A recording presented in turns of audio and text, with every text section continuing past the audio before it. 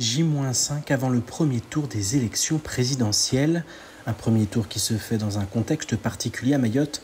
Lorsqu'on interroge la population, on sent très vite que l'engouement n'est pas franchement au rendez-vous. Le ramadan passe avant les élections. Du moment où on est musulman, bien sûr, on ne peut pas faire autrement. Si c'était en dehors des élections, là, on pouvait avoir une situation, une autre situation. Moi, par rapport aux élections présidentielles, donc pour moi, ça ne me parle pas vraiment trop. Alors moi, je trouve que c'est dans une ambiance un petit peu étriquée, mais serein. Et les équipes font campagne. Si cette campagne ne déchaîne pas les passions, les citoyens interrogés souhaitent tous aller voter. Quant à savoir pour qui, les choix ne sont pas toujours faits. Je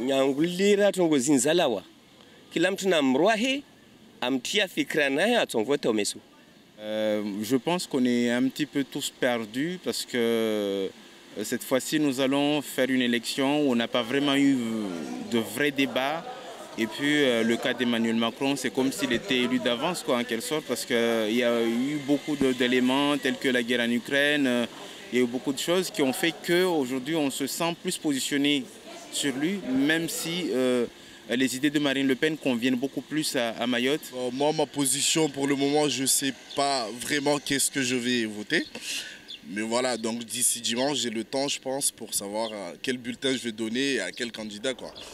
Le résultat des urnes est attendu dimanche. Reste à savoir si le second tour passionnera davantage la population.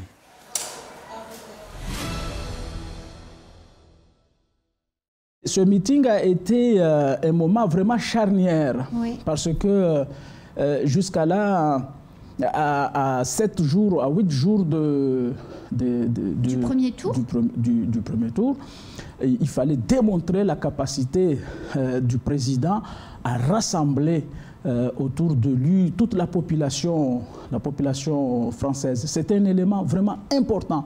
Les militants avaient besoin de sentir ce moment-là. Et puis après, c'était vraiment charnière dans le fond, parce qu'il a su développer en 1h30 tout son programme, aussi bien dans le domaine social, économique, l'Europe, l'international, la crise ukrainienne, et j'en passe. Et là, au niveau du social, là, ce qui m'a vraiment séduit, c'est le système économique et social que Emmanuel Macron propose à la France. Il déploie un système qui est à la fois, au niveau social, qui est à la fois homogène et inclusif. Le Mermoz est ouvert de 17h30 jusqu'à 21h30, 22h, voilà. Et après, les gens vont basculer sur les discothèques et les lieux de vie et de danse à Mayotte. D'où le fait que, alors, ce qui est important au Mermoz, c'est surtout cette ambiance sécuritaire, il faut dire les choses comme elles sont, puisque c'est quand même à l'intérieur d'un établissement sécurisé. Et puis, ça crée une certaine ambiance, une certaine dynamique. Et surtout que j'ai un personnel qui est extrêmement sympa, accueillant, et qui permet en même temps de faire toute cette symbiose de façon à ce que la clientèle puisse être et rester en toute sécurité dans l'ensemble de l'hôtel. Alors le Mermoz est ouvert à tout le monde, il faut le savoir.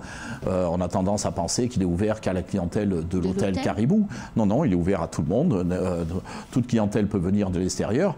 Attention à venir avant 21h30, bien sûr. Et surtout, pensez à réserver. Parce que je ne vous cache pas que depuis qu'on a rouvert, on est plein, donc je ne vais pas me plaindre non plus, d'accord. Les gens aiment bien cette ambiance. Je crois que c'est un lieu de vie qu'il fallait à Mayotte et notamment à Mamoudzou. La BD Les Enfants du Lagon a été présentée au 49e Festival international d'Angoulême. 8 jeunes suivis par la PJJ de Mayotte ont participé à la réalisation de cette bande dessinée. Elle retrace les chemins croisés de 3 garçons qui se fréquentent dans les bidonvilles de Mayotte et qui vont tous avoir affaire à la justice. On y découvre comment la PJJ intervient pour tenter de réinsérer ces jeunes et leur permettre de rompre avec la spirale infernale de la délinquance. 3 des jeunes se sont envolés vers la métropole avec leur éducateur pour découvrir Paris ou encore l'île de Ré et participer au plus grand festival international de bande dessinée. Un voyage incroyable, bien loin des cases en tôle du département. De retour à Mayotte, ils envisagent de suivre une formation au RSMA pour se former puis accéder au monde du travail. L'offre vaccinale s'adapte sur le territoire. Au 1er avril, seul 41,4% de la population éligible a reçu une dose de rappel. Ce taux n'est pas assez important selon l'ARS pour assurer une couverture vaccinale efficace. L'Agence régionale de santé de Mayotte a donc décidé d'adapter l'offre vaccinale afin de cibler les publics les plus à risque et les territoires les plus isolés. Les centres de vaccination vont progressivement fermer. Néanmoins, l'offre reste conséquente. Le centre de Mamoudzou est notamment maintenu, tout comme son équipe de vaccination mobile qui continuera de sillonner le territoire au plus près des habitants. De nombreuses possibilités sont encore offertes par les centres de référence du CHM et les professionnels libéraux. C'est le cas des médecins généralistes, des pharmaciens, des infirmiers libéraux ou encore des kinésithérapeutes. La période d'interdiction de pêche aux poulpes a débuté le 1er avril. Jusqu'au 15 juin, cette pêche est interdite dans les eaux mahoraises par arrêté préfectoral. Cette fermeture permet de diminuer la pression sur les populations de poulpes afin de favoriser leur renouvellement. La consommation raisonnée induit une ressource préservée.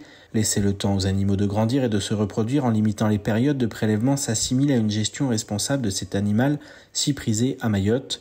Le parc naturel marin livre quelques recommandations pour assurer le respect de la réglementation durant cette période.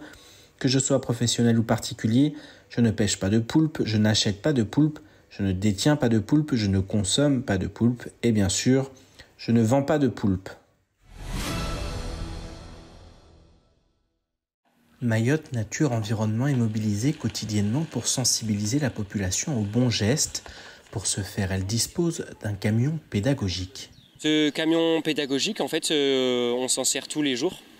Et donc la semaine, il nous sert à transporter déjà nos outils pédagogiques pour nos animations qu'on va mener dans les écoles. Et après, le samedi, en fait, il nous est utile pour mener nos animations. On va dans les villages. Par exemple, un samedi, on va aller à Msamboro et on va mener des animations, des jeux avec les enfants. C'est de l'animation de rue.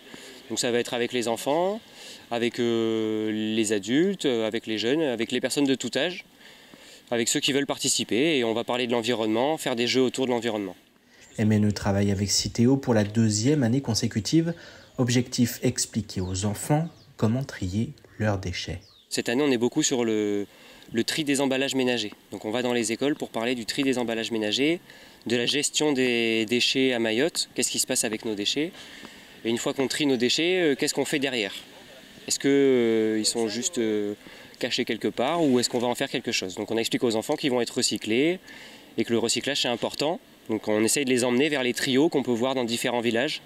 Les trios, c'est les poubelles jaunes, vertes et bleues qu'on peut trouver dans les différents villages. La poubelle bleue pour le papier et le carton, la verte pour les emballages en verre et enfin la jaune pour le plastique, le métal et l'aluminium. MNE tente d'inciter la population à aller jusqu'à ces poubelles pour préserver l'environnement. L'importance du tri, c'est déjà de diminuer les sacs plastiques qu'on va avoir ici à Mayotte. Parce que nos sacs plastiques, après, ils vont finir à Dzoumogné. À Dzoumogné, on a la zone d'enfouissement. Et donc pour l'instant, pour gérer nos déchets, on enterre les déchets. Et donc si on va vers le tri, on va moins enterrer de sacs plastiques. Donc déjà, je pense que c'est une bonne chose. Et ensuite, le tri, ça va amener au recyclage. Et donc tous nos emballages, que ce soit bouteilles d'eau, boîtes de conserve, cartons de pizza, etc., ils vont avoir une seconde vie, ils vont être réutilisés. Donc ça lutte contre le réchauffement climatique et on économise les ressources naturelles de notre planète grâce au tri. Apprendre les gestes à la population pour que chacun puisse trier par lui-même, voilà l'objectif de MNE et Citeo, qui n'ont pas fini de faire voir du pays à leur camion pédagogique.